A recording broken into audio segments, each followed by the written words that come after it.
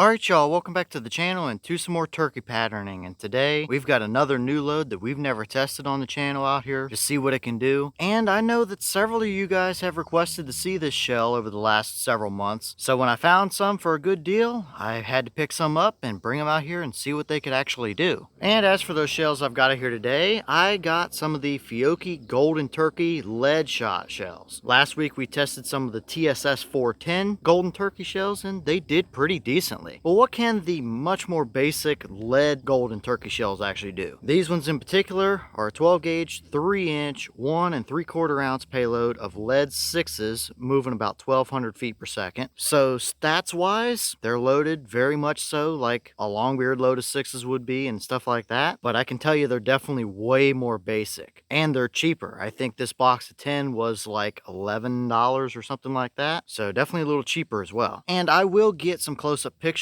but here's what those shells look like. And you can kind of already see here how the wad inside of here doesn't actually go all the way up to the top. There's a ring of pellets actually sitting on top of the wad there, and they are not buffered at all. They are nickel plated lead, so that's something, but definitely a super basic shell. And I have a feeling a lot of Fiocchi's field loads are pretty much all the same, like the golden pheasant loads are probably just the same as these are, but we don't really know until we try it. And as for the setup we've got to run them through today, I brought out the Remington 1187 here with this choke, which is an HS Strut UnderTaker 665 constriction turkey choke. For being a $20 choke, I believe it was, this has done very well in a number of our tests with it. So I figured since we haven't seen this choke in a while, and it should do well with these, we'll bring it out here and see what it can actually do with these golden turkeys. But as for the test today, everything is the same as usual. The turkey paper's at 40 yards, and I've got the chronograph so we can get our velocity out of the shells. So let's get you guys a view of this target and take this shot and just see what these 12 gauge lead Fiocchi golden turkeys can do through this UnderTaker 665 today.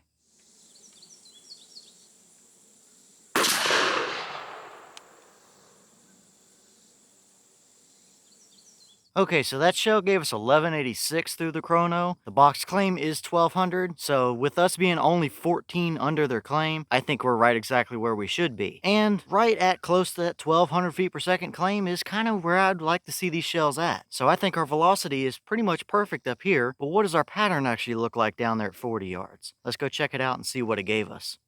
Alright, now we're down here at 40 yards and this is what we got. And as you can see, we absolutely do have a dead turkey here all day long. He's definitely not making it through that pattern. Now I do think the core of the pattern might have favored just a touch off to the left based on how it looks here. And we definitely don't have the hottest, tightest, most central core area, but there's still a very nice even spread throughout that whole, say 15, 16-inch center area of the pattern right there. Plenty good enough to get the job done out to 40 yards all day long. Now backing up and looking at the pattern as a whole here, it's kind of on that borderline. We can very clearly see that it is a pretty broad, wide open pattern, but you have good shot coverage throughout most of the pattern. We do kind of have a couple voids down in the bottom left over there, as well as a little bit of patchiness up in the top right, as well as a kind of diagonal stripe of very condensed shot throughout the middle of the paper there. So it's definitely not a perfectly even pattern, that's for sure, and it's not nearly as tight as a lot of other turkey shells that we've tested, so it's kind of on that borderline for me. Yes, it is absolutely good enough to get you a turkey all day long, but it's a little bit more broad and open than what I would personally like to see, and I think that kind of comes down to how the shells are loaded. The nickel plated shot, sure, that's fine, but they don't have any buffer material and the wad doesn't completely encase the entire shot column. You have that, 15-20% of pellets all the way at the very top of the load that are not controlled really at all. So I think that combination has led to seeing a much more broad and open pattern like this. Now, is this a terrible pattern for what these shells are? No, absolutely not. We've tested other shells that are loaded very similar to those with a way worse pattern. So these are not terrible for what the shells are. So I guess at the end of the day here, I think this is pretty realistic, all things considered, for what the shells are. They're cheap,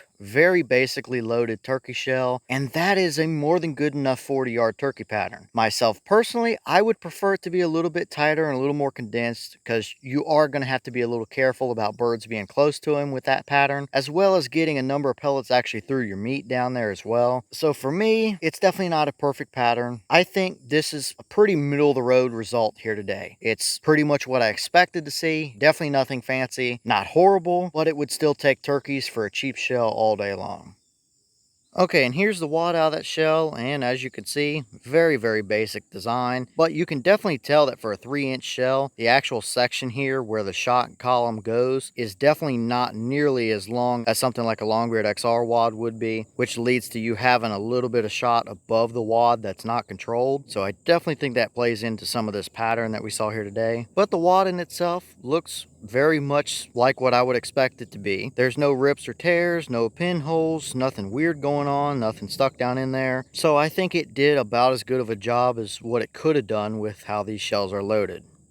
All right, y'all. Well, what did you think about that pattern right there? It's definitely a usable turkey pattern. It is pretty much middle of the road. It's not terrible, but far from impressive as well. It would absolutely work for you if that's what you had or wanted to use or were on a budget, but it's definitely not going to win any awards in the looks department either. But hey, sometimes a cheap shell is all you really need to get you a bird, especially if you're hunting mixed ag or thicker woods or anything like that. You can absolutely get it done with a shell like that all day long. So overall, definitely not a terrible result considering what the shells are. But as always, let me know your thoughts down in the comments. Is that about what you expected to see? Were you a little surprised one way or the other? Have you tested these particular golden turkey lead shells? And if so, what kind of results have you seen? Would you hunt with a pattern like that? And is there another choker setup that you might want to see these shells through? Let me know all that down below. But with that being said, I've got some more testing to get done for you guys, so I'm going to get back to it. As always, we have the channel Instagram as well as the mailbox where you can send stuff if you'd like. All that information will be in the description down below if you're interested in it, but I'm going to get back to it, so I'll see y'all in the next one.